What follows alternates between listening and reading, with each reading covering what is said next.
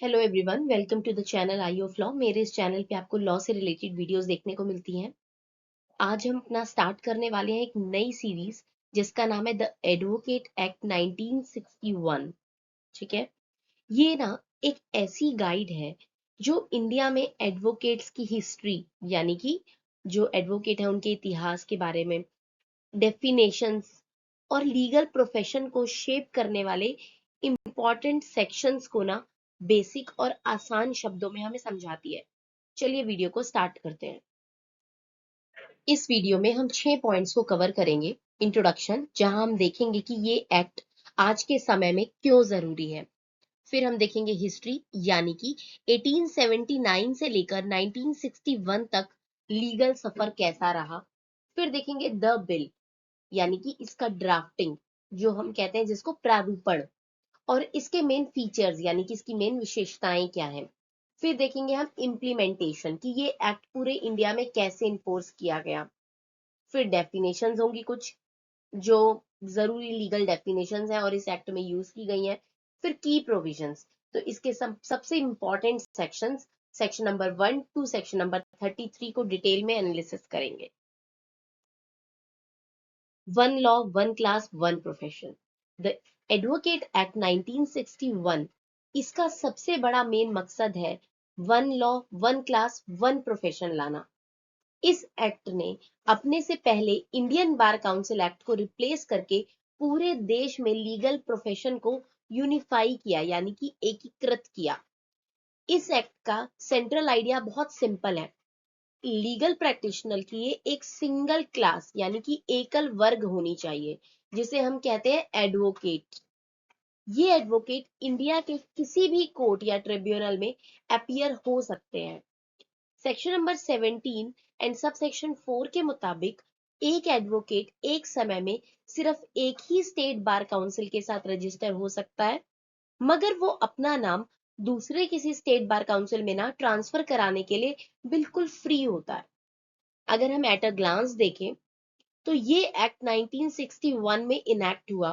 इसमें टोटल 60 धाराएं हैं, यानी कि 60 सेक्शंस हैं, 7 चैप्टर हैं, 7 अध्याय हैं, और एडवोकेट की सिर्फ एक क्लास है, एक ही श्रेणी है।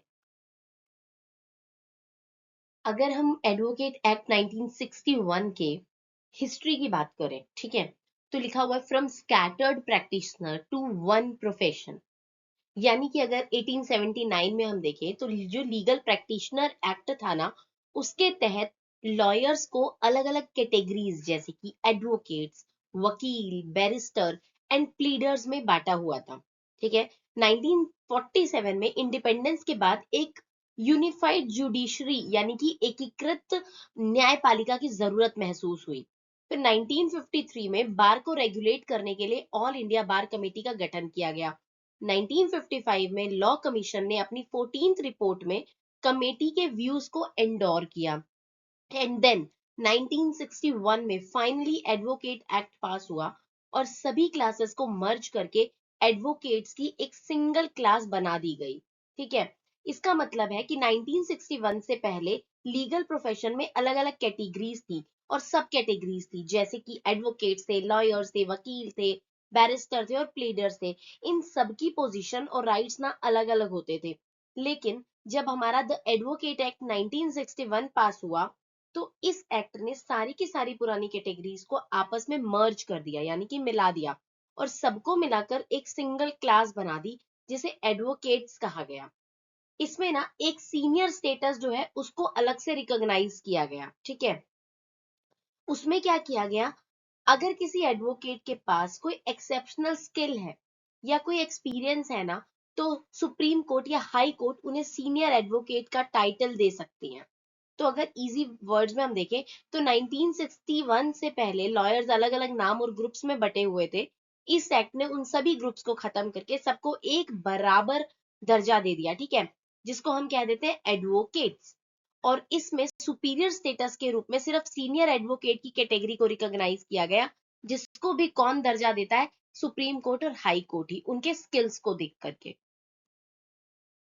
The blueprint behind the act, मतलब अब बात करते हैं इस एक्ट के ब्लूप्रिंट की, यानी कि नक्शे या फिर रूपरेखा की। द रिकमेंडेशंस, ये जो बिल है ना, ऑल इंडिया बार कमेटी 1953 और लॉ कमीशन की रिकमेंडेशन पर ड्राफ्ट किया गया था। ठीक है, ध्यान रखना कि एडवोकेट एक्ट का बिल जो है किसकी रिकमेंडेशन पर ड्राफ्ट किया गया, तो वो थे all India bar committee 1953 and law commission. ठीक है, इसका मेन मकसद था देश में जुडिशियल एडमिनिस्ट्रेशन यानी कि न्यायिक प्रशासन और लीगल एजुकेशन यानी कि कानूनी शिक्षा में बड़ा सुधार लाना।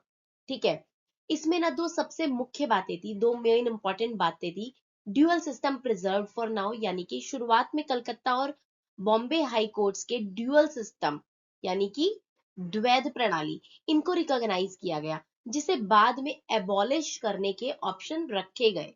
ठीक है, दूसरा है अ कॉम्प्रिहेंसिव मेजर, ये एक कॉम्प्रिहेंसिव लेजिस्लेशन यानी कि व्यापक कानून था, जिसे पुराने इंडिया बार काउंसिल एक्ट 1926 को पूरी तरीके से रिपील करने के बाद डिजाइन किया गया था। ठीक है, यानी कि अगर हम इसमें डेट देखें तो ये बिल 19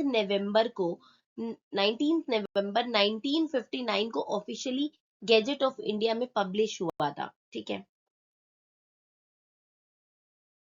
अब देखते हैं मेन फीचर्स, यानी कि इस एक्ट के सबसे मेन विशेषताएं क्या है।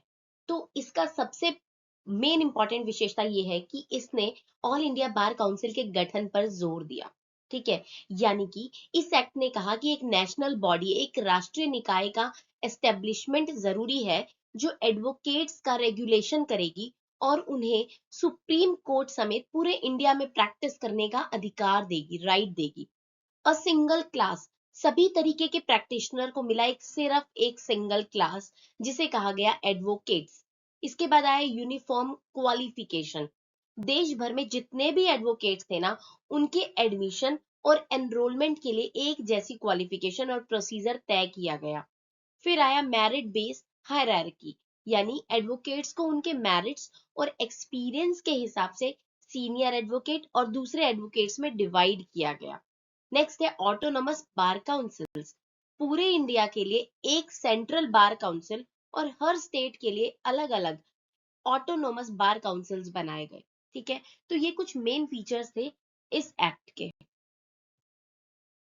Implementation passed by parliament, carried across India. अब देखते हैं कि इम्प्लीमेंटेशन यानी कि कार्यान्वयन कैसे हुआ इस एक्ट का। तो 19 मई 1961 को रिपब्लिक ऑफ इंडिया के 12th ईयर में पार्लियामेंट ने इस एक्ट को पास किया।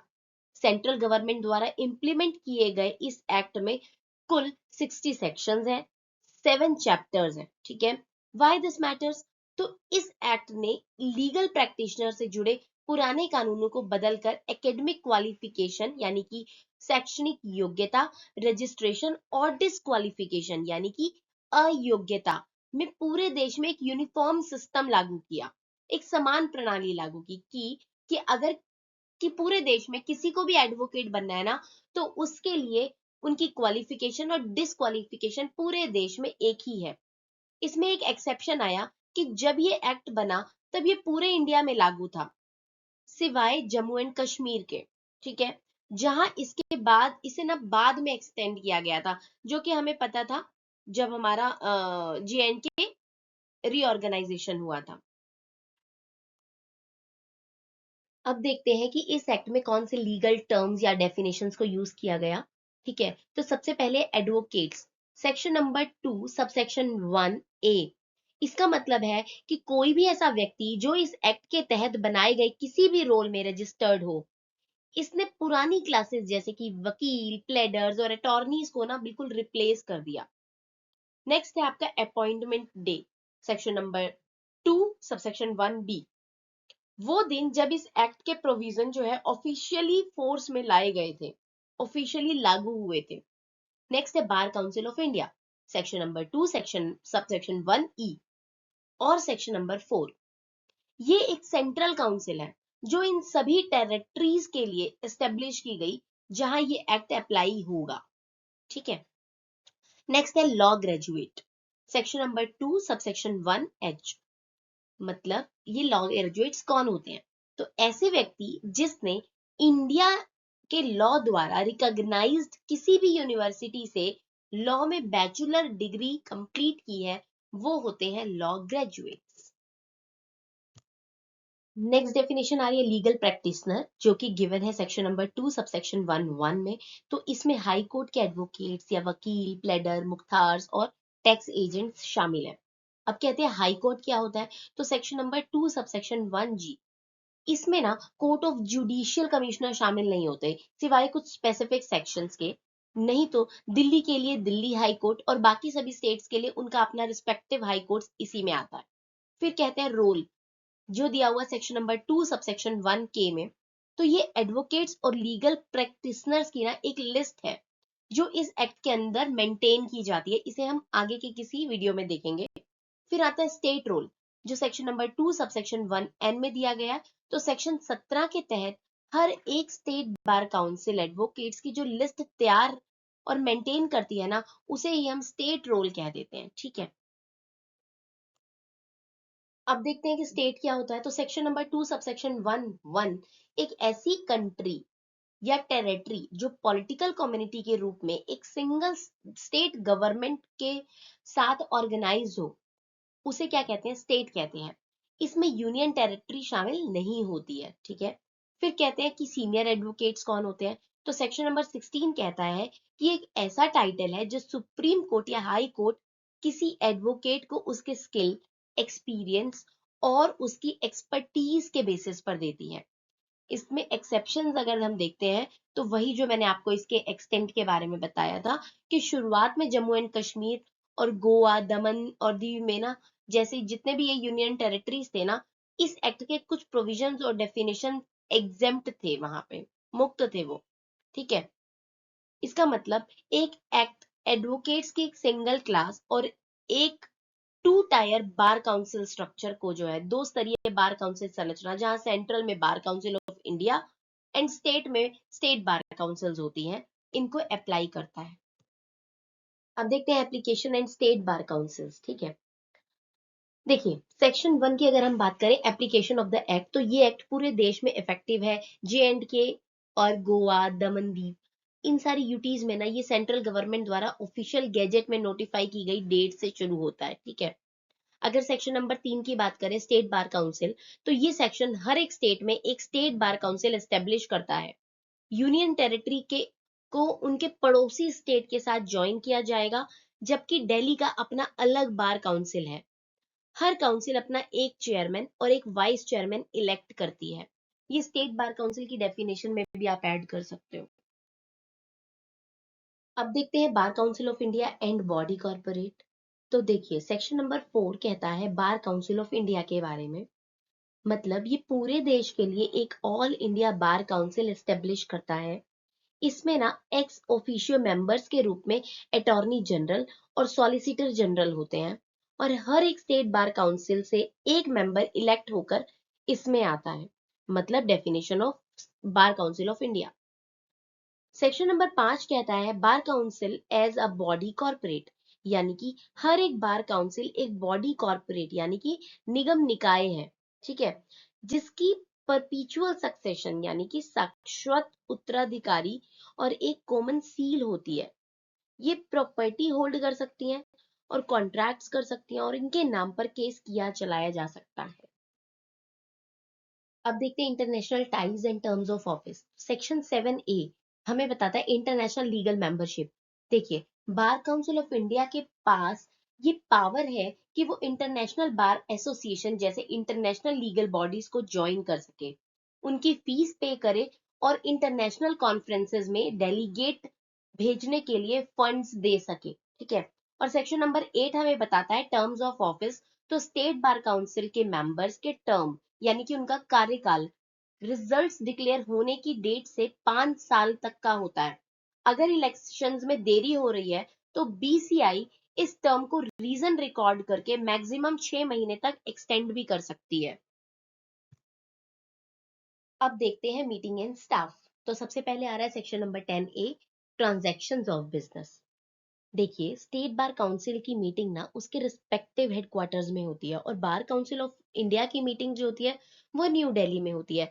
बट अगर मेंबर्स ऑफ द काउंसिल ये चाहते हैं कि कहीं और मीटिंग की जाए तो रीजन को रिकॉर्ड करके मीटिंग को दूसरी जगह पे भी किया जा सकता है। नेक्स्ट आता है section number 11, state of the bar council. देखिए, हर बार काउंसिल में एक सेक्रेटरी और एक अकाउंटेंट का होना कंपलसरी है, अनिवार्य है। ठीक है। इसके अलावा ऑफिस को एफिशिएंटली चलाने के लिए जितने भी जरूरी मेंबर्स या स्टाफ चाहिए ना, उतने अपॉइंट किए जा सकते हैं। देखिए, अब लिखा हुआ है senior advocate and the roll. तो सेक्शन नंबर 16 हमें बताता है senior advocate and the other advocate, यानी सुप्रीम कोर्ट या हाई कोर्ट किसी भी एडवोकेट को उसकी एबिलिटी और एक्सपीरियंस के मेरिट पर सीनियर एडवोकेट बना सकते हैं। ठीक है। और सेक्शन नंबर 17 हमें बताता है state roll of the advocate, यानी कि हर एक स्टेट बार काउंसिल को एक रोल मेंटेन करना होगा, जो दो पार्ट्स में होगा। पहले पार्ट में सीनियर एडवोकेट्स होंगे और दूसरे के पार्ट में बाकी के एडवोकेट्स होंगे। ठीक है। सेक्शन नंबर 17(4) हमें बताता है कि कोई भी पर्सन एक से ज्यादा स्टेट काउंसिल के रोल में रजिस्टर नहीं हो सकता है, यानी कि एक पर्सन एक ही स्टेट बार काउंसिल के अंदर एनरोल किया कर सकता है।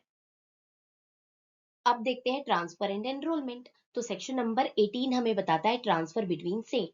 देखिए, इससे पहले मैंने आपको बताया कि एक एडवोकेट किसी एक ही स्टेट बार काउंसिल में एनरोल कर सकता है अपने आप को। ठीक है। लेकिन अगर वो एडवोकेट एक स्टेट बार काउंसिल से दूसरे स्टेट बार काउंसिल में ट्रांसफर चाहता है ना, तो वो फॉर्म सी रूल 1 के तहत बीसीआई यानी कि बार council of India new Delhi में अप्लाई कर सकता है। फिर देखते हैं certificate of enrolment, section number 20।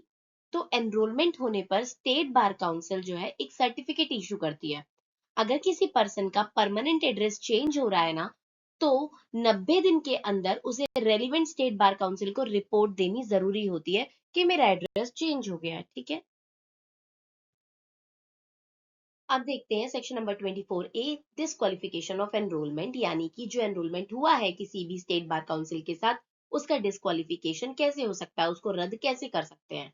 तो अगर कोई व्यक्ति किसी मॉरल टर्पिट्यूड यानी कि किसी नैतिक रूप से किसी गलत काम में फंस गया, या फिर उसने कुछ गलत काम कर दिया, ऑफेंस कर दिया ऐसा कोई, जिसके बाद उसको अरेस्ट कर लिया गया, ठीक है, तो वो जो है बार मेंबर बनने के लिए एलिजिबल नहीं रह जाता, लायक नहीं रह जाता। ठीक है। अब वो जो है उसकी इनएलिजिबिलिटी जो है उसकी सजा खत्म होने के अगले 2 साल तक बनी रहती है। ठीक है।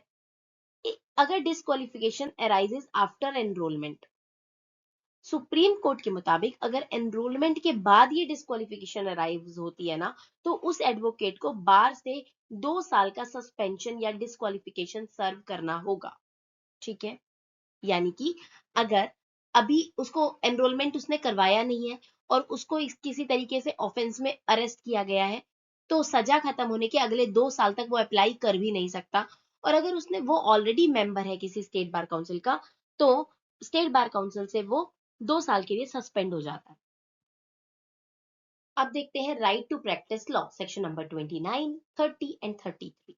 देखिए, सेक्शन नंबर 29 बताता है एडवोकेट्स द रिकॉग्नाइज्ड क्लास, यानी इस एक्ट के लागू होने के बाद से लॉ प्रैक्टिस करने के लिए एलिजिबल प्रैक्टिशनर्स की ना सिर्फ एक ही क्लास रह गई है, वो रह गई है एडवोकेट्स। एक ही श्रेणी रह गई है, वो रह गई है एडवोकेट्स। ठीक है। फिर आता है सेक्शन नंबर 30, जो हमें बताता है right of advocates to practise, यानी हर एक रजिस्टर्ड एडवोकेट उसके पास ये अधिकार है कि वो देश के ना किसी भी कोर्ट में, ट्रिब्यूनल या अथॉरिटी में अपना मुकदमा जो है वो लड़ सकता है। ठीक है। फिर आता है सेक्शन नंबर 33, ओनली एडवोकेट्स में प्रैक्टिस। ये सेक्शन ना क्लियर करता है कि इस एक्ट के तहत एनरोल एडवोकेट्स के अलावा कोई भी व्यक्ति किसी कोर्ट या अथॉरिटी के सामने किसी का रिप्रेजेंटेशन नहीं कर सकता। ठीक है। इसी के साथ हमारा ये topic introduction of advocate act जो है वो खत्म होता है। अगर आपको कोई भी डाउट है तो मुझे कमेंट सेक्शन में लिखिए। और इसके अलावा आगे जो आने वाली वीडियोस हैं वो पूरे के पूरे एडवोकेट्स एक्ट 1961 को कवर करेंगी। मेरी वीडियोस को लाइक करिए, मेरे चैनल को सब्सक्राइब करिए। Thanks for watching.